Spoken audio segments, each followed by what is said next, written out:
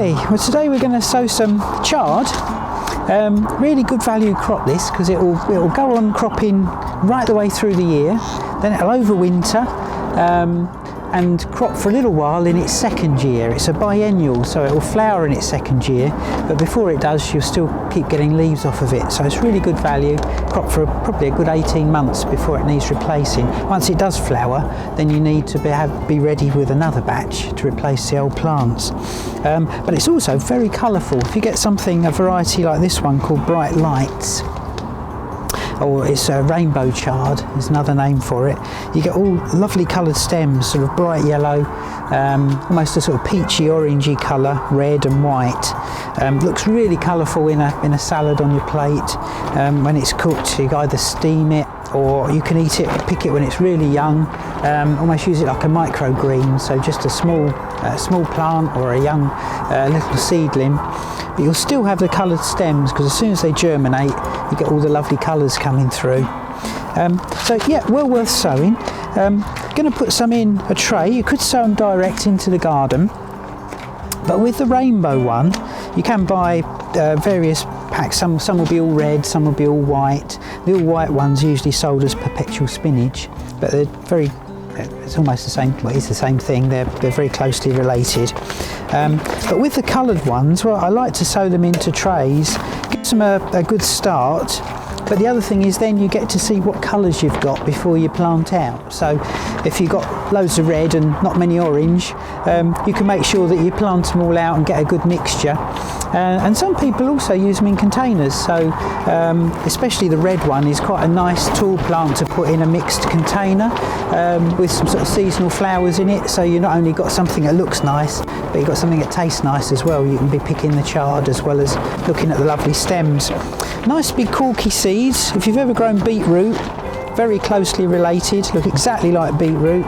It's a cousin of beetroot, so nice and easy to sow.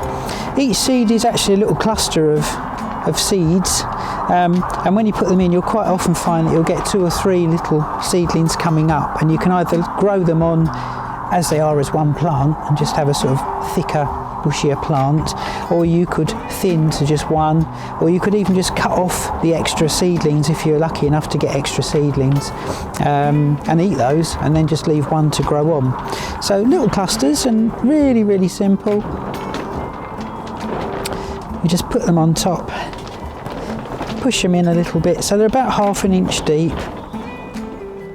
Don't be tempted to pick out all the big seeds and leave the little ones. Sow them as they come, because quite often you'll find that all the big seeds might be one colour, so you might end up with all red ones if you just pick out what you think are the best. So sow them all, and then you get a nice surprise when they come up. Always love these things germinating to see what colours they are. So it doesn't take much to keep me amused. Just need one more.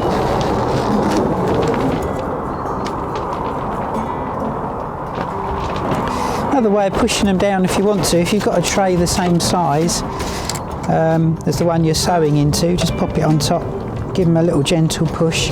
That will help push the seeds down, very gentle, and then just cover it up.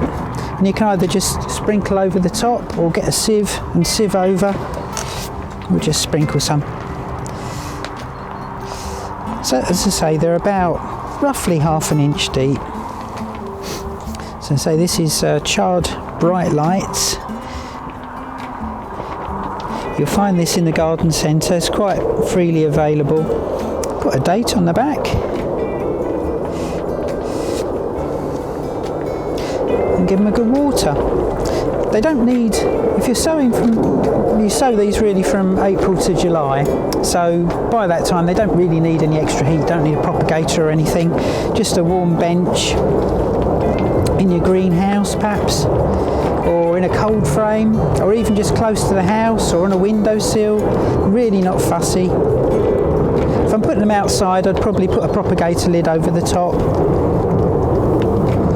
Good soak, and that's it. And they should come through within 14-21 days quite easily. As I say, then you'll immediately see as they come through what colours you've got, and just let them grow on. Once they're well established, then I shall take these out, plant them outside in rows. Might even put some in the flower borders. Quite nice to dot them around, and then you can go and pick them from the flower borders, but you get those lovely colourful stems coming through, and with the sun behind them, they look really nice. So that's Sow Chard.